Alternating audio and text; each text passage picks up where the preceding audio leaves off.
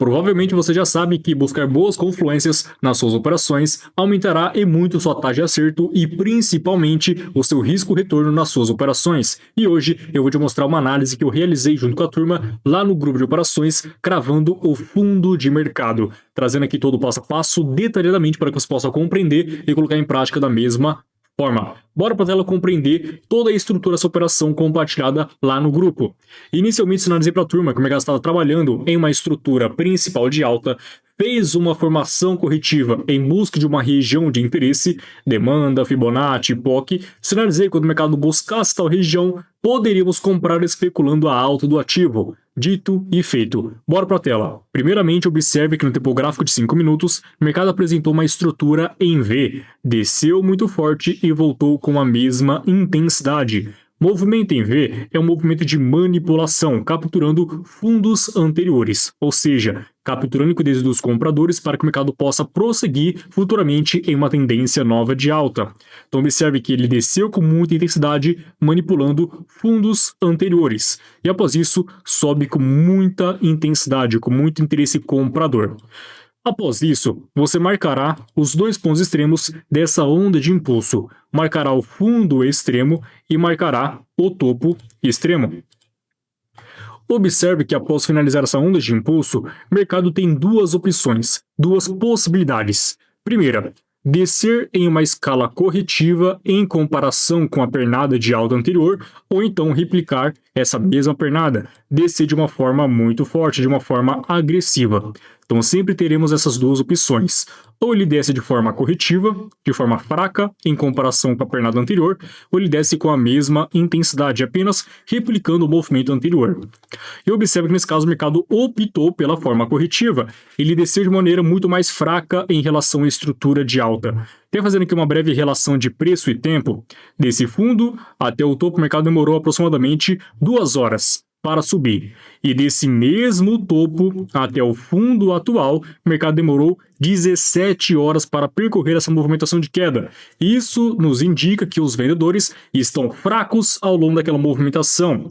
E quando ele configura dois fundos nivelados naquela mesma zona anterior, naquele suporte extremo, o mercado configurou muita liquidez abaixo desses fundos. Temos aqui muita liquidez dormindo abaixo dessa região, que até então acontece uma captura e após a captura o mercado sobe com bastante intensidade, querendo replicar a movimentação que foi praticada anteriormente. Olha que ideia interessante. Então beleza, o mercado veio, nivelou fundos. Muitos estão comprando no segundo toque, muitos vão comprar no terceiro toque, acreditando que de fato o mercado realizará uma estrutura de alta. Mas todo mundo que comprou aqui de forma antecipada acabou sendo liquidado, foi estopado nessa puxada baixa. E após ser estopado, após ser liquidado, o mercado sobe com bastante intensidade, demonstrando interesse comprador. Após o processo de manipulação, observe que o mercado iniciou o processo corretivo, realizando uma movimentação de baixa mais fraca em relação ao movimento anterior. Então nós aliamos a visão macro com a micro. O mercado havia realizado uma forte movimentação de alta inicialmente, trabalhou de uma forma corretiva em que gerou muita liquidez nos fundos e acontece uma manipulação. Após a manipulação, o mercado sobe com bastante intensidade a favor dos compradores, indicando que há interesse na compra. Se o mercado desce de forma corretiva, desce de forma fraca, nós podemos buscar uma região de interesse dos compradores, demanda, Fibonacci, POC, para que a gente possa trabalhar comprado, especulando a continuação dessa movimentação de alta, visto que a baixa atual é fraca. Dessa maneira, assim que o mercado realizou onda 1, 2, 3, manipulando fundos anteriores, e subiu com bastante intensidade, rompendo esse último topo, tivemos a prática do choque. O mercado praticou o choque sinalizando a reversão de tendência. Volume de rente fixo do início da pernada de baixa até o final da de alta que praticou o choque, a POC se encontra exatamente nesta faixa de preço, em que nós temos aqui um break block, o que era oferta após seu rompimento tornou-se uma demanda. Fibonacci, desse fundo até o topo nós temos a 61.8 na confluência.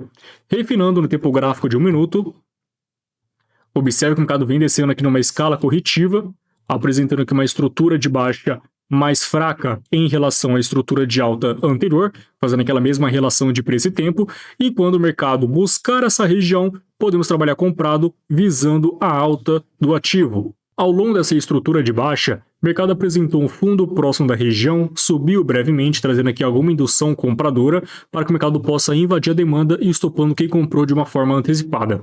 E olha que detalhe interessante sobre esse sinal de exaustão. Observe que na movimentação anterior, o mercado começou a apresentar um pouco mais de fraqueza, pois apresentou vários candles pequenos ao longo daquela estrutura, candles médios, indicando que de fato há pouca presença vendedora ao longo daquela estrutura. O mercado testa pela primeira vez, sobe brevemente e após isso, dois candles expressivos.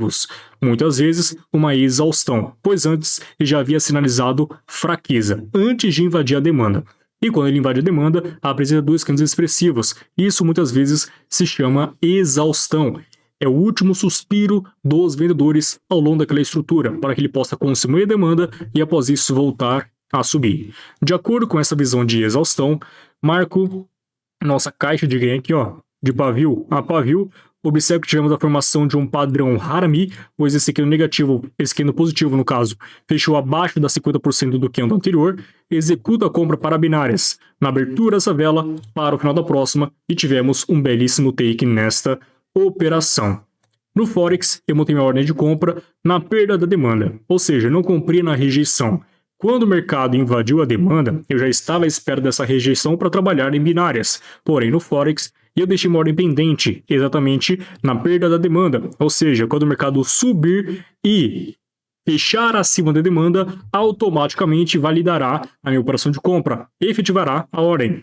Dessa forma, quando o mercado superou a sua máxima, ativou minha operação de compra, stop loss abaixo da demanda e meu alvo naquele último topo, pagando aproximadamente 3,4 vezes o risco.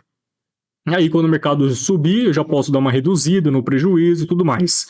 Quando o mercado rompeu esse último topo, praticando o choque na micro, eu já posso pegar meu stop loss que está lá no prejuízo e jogo para baixo deste último fundo.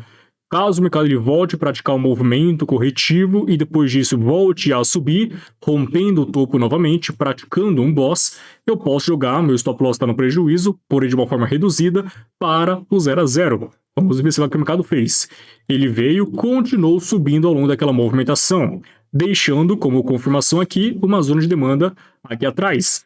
Então, quando o mercado subiu, rompeu aquele último topo, deixou esse movimento acumulado para trás e continuou essa movimentação de alta, eu já posso jogar meu stop loss para o 0 a 0. Pois, se o mercado tiver interesse em continuar aquela estrutura de alta, ele realizará uma pernada corretiva, se apoiará nessa demanda e continuará a sua estrutura de alta em busca do alvo principal. Então, por enquanto, stop loss lá no 0 a 0. O mercado começa a subir de uma forma muito agressiva e busca exatamente o nosso alvo que estava aqui em cima. Mas, como o mercado subiu de uma forma muito reta, uma forma muito bonita, poderia alongar o movimento em busca de um ponto mais extremo. Sabendo disso, compartilhei para a turma. Pessoal, fazia um turn stop agressivo de Fair Value Gap a Fair Value Gap.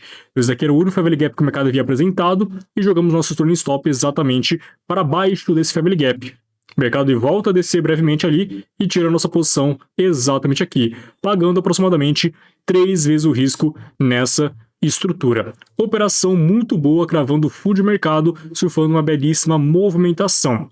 Quando o mercado tira a gente Fair Value Gap aqui, ele faz um reteste mais profundo, testando seu suporte que sofreu a captura, e após isso ele vai embora, continuando aquela movimentação de alta. E aqui também daria mais um ponto de compra, e até então foi sinalizado para a turma também. Quando o mercado apresentou a captura desses fundos nivelados, subiu com bastante intensidade e começa a descer de uma forma corretiva, testou a região de demanda, marca canal paralelo, posso comprar nessa faixa de preço, especulando a continuação da alta, stop loss abaixo do fundo e nós temos aqui uma segunda possibilidade muito interessante. Nesse caso, eu não comprei, pois já havia feito a meta do dia nessa primeira operação. Mas saiba que, quando o mercado pratica cenário de manipulação, você tem outras possibilidades também. Desceu forte manipulando fundos anteriores, subiu com mais intensidade ainda, desceu de forma corretiva testando suporte, sofreu a captura, pode comprar nessa região visando a alta do ativo.